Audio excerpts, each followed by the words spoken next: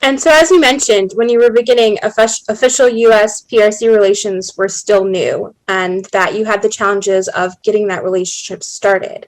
And one of the first major tests to that fledgling relationship was, of course, over the U.S. relations with Taipei, and more specifically, arms sales. What was that diplomatic maneuvering like during that period?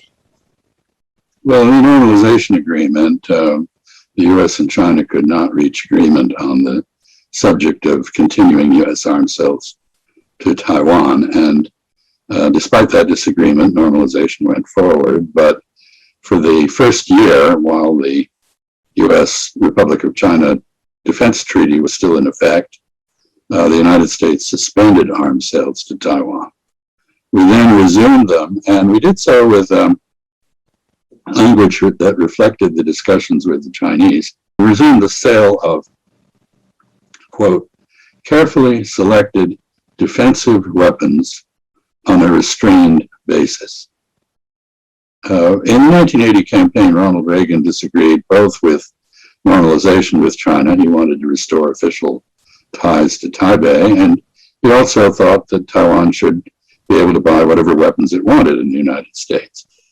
This led to a crisis that was about 18 months long and culminated in negotiations over the course of 1982.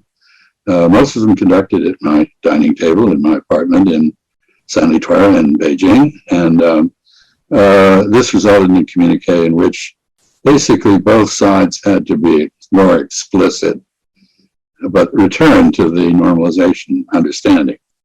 That is, the Chinese had to accept that the U.S. was going to continue arms sales for a while to Taiwan. The U.S. had to accept that it couldn't do so indefinitely. But on that basis, we reached a compromise, and it produced exactly the results that we'd hoped for. It gave Taipei an incentive to drop its refusal to talk to Beijing and to enter into a political dialogue with it, which then resulted in the so-called One China consensus. In other words, Taipei had to look for non-military means of managing its security and autonomy vis-a-vis the rest of China. And Beijing had a powerful incentive to send every signal it could of peaceful intent to keep the U.S. reducing the arms sales to Taiwan.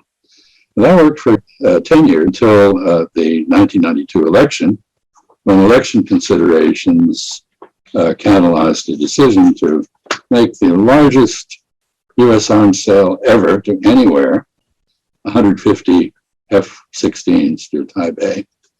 That broke the Communique framework and effectively remilitarized the issue, an issue that had been demilitarized. I gave an account of those negotiations, by the way, at a so-called masterclass on diplomacy at the Foreign Service Institute. And it's posted on my website, chazfreeman.net, for anybody who's interested. But we have a remilitarized Taiwan issue as a result of the violation of the 1982 communique. As you mentioned, these tensions went over a year with negotiations. Was there ever a point where you thought, if this is going to fail? I was skeptical. The Chinese were clearly signaling that they might reverse the normalization process, sever relations with us. I didn't believe that.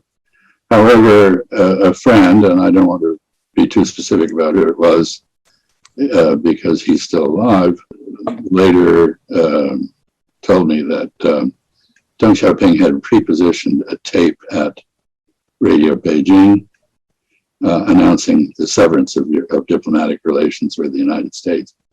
So I think the Chinese were, in fact, I thought they were bluffing. I'm not sure they were. In any event, it was pretty tense 18 months, or basically a year of negotiation, pretty tense. And at no point was it certain that we could resolve this issue.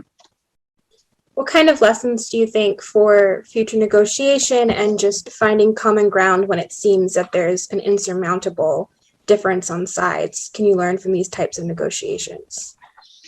Well, I think you have to begin with an assessment of your own national interests, a very clear-eyed one.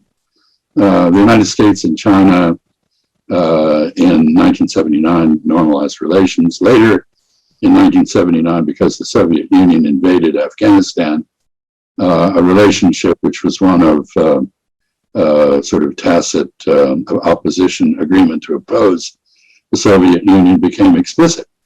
And the United States and China established joint listening stations on Chinese territory to monitor Soviet troop movements and weapons development. The Chinese began to export Soviet designed equipment to the United States for use in training our forces to fight the Soviets in Europe and elsewhere.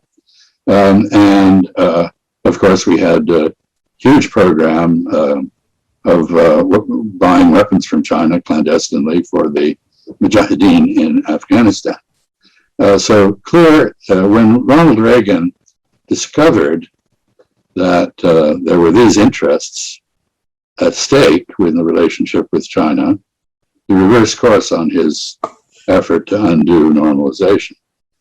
He did, however, stick with his idea of selling Taiwan whatever it wanted militarily until it became apparent that that too would jeopardize the relationship, at which point he backed off. So I would say keep a clear eye on your interests, be prepared to be flexible in their pursuit, recognize that you have to make choices, sometimes unpalatable, listen to the other side, not just to what it says, but to what it doesn't say, and do your best to see if you can isolate differences and reach for common ground.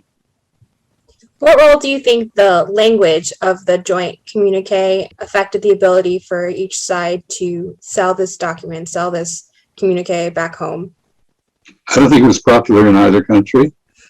Certainly those of us who negotiated it were not thrilled to have to do so because, as I said, essentially both sides had to return to the basic understanding that had been reached during normalization, but to humiliate themselves by admitting what they'd agreed, which wasn't popular with Chinese or American nationalists, and certainly not popular with people in Taiwan.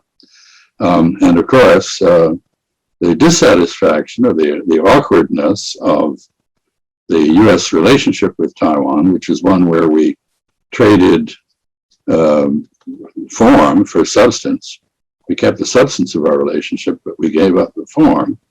This has never been comfortable for Americans, and for the last 42 years, Americans have been salami slicing the agreement to the point where, frankly, the framework doesn't exist anymore, which is why the Taiwan issue is once again a flashpoint and a possible casus belli.